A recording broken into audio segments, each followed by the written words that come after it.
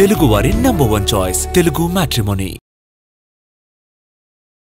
ఈ ఎలక్షన్కి సంబంధించిన వరకు రేవంత్ రెడ్డి మీద వ్యతిరేకతని ఎస్టాబ్లిష్ చేయడానికి ఇది ఒక ఉపయోగపడుతుంది. బీఆర్ఎస్ చాలా గట్టి ప్రయత్నం చేసింది.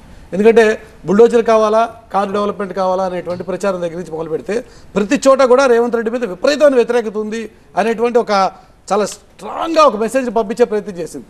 సరే, అది ఎంతవరకు ప్రజలకు రీచ్ అయింది, ప్రజలు ఎట్లా రియాక్ట్ అయ్యింది నెంబర్ చూస్తున్నాం. ఒక మేజర్ చేంజ్ మీరు గమనించండి. కేటీఆర్ నేతృత్వంలో జూబ్లీ హిల్స్ గెలిస్తే రేవంత్ రెడ్డి గారు వర్సెస్ కేటీఆర్ని చేయాలనే ఒక ఎత్తుగడతో కేసీఆర్ దీంట్లో బ్యాకప్ ఉన్నాడు. ఓకే, అంటే ఏంది రాజకీయంగా రేపటి నాయకత్వానికి తను ఉంటాడు అనే ఉద్దేశంతో యాక్సెప్టెన్స్ కొరకు ఒకసారి గెలిపిస్తే, ఈ ఎన్నిక గెలిపిస్తే కేటీఆర్ని తీసుకుపోవచ్చు.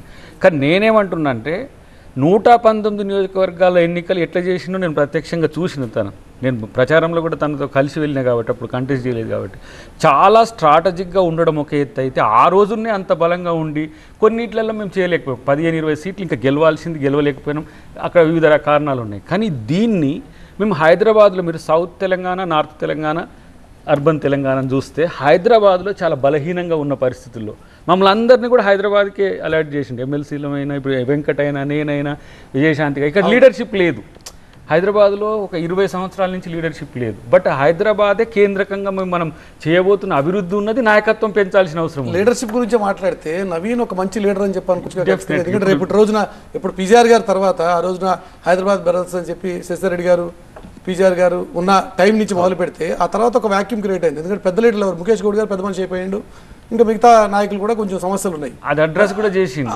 ఆ రకంగా కొంచెం ముఖ్యమంత్రి గారు అంజన్ కుమార్ యాదవ్ లాంటి వాళ్ళు చివరి నిమిషం వరకు టికెట్ కోసం ట్రై చేసిండ్రు, కానీ వాళ్ళు కాదని యూత్కి ఇవ్వాలనుకున్నారు. ఇట్లా చాలా చాలా చర్చ జరిగిన తర్వాత ఫైనల్గా నవీన్ ఫైనలైజ్ చేశారు. ఇప్పుడు అనిల్ కుమార్ యాదవ్ ఉన్నాడు యంగ్గా. మళ్ళీ నవీన్ మొన్న స్పీచ్లో కూడా చెప్పిండు, నా కుడి భుజం ఒకరు ఉండాలి కదా నా తమ్ముడు అన్నట్టుగా చేయడం వెనుక కూడా ఏంటంటే లోకల్ లీడర్షిప్ను ఎవాల్వ్ చేయాల్సిన అవసరం ఉంది. హైదరాబాద్లో ఎప్పుడో పీజీఆర్ గారి గురించి మాట్లాడుకుంటున్నాం.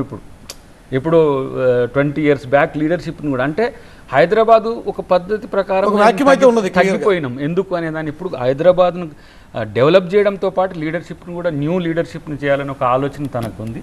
కాబట్టి మాస్టర్ మైండ్ మొత్తం రేవంత్ రెడ్డి గారి బ్యాకప్లో ఉండి అంత తెలుగు వారి నంబర్ 1 చాయిస్ తెలుగు మ్యాట్రిమోనీ.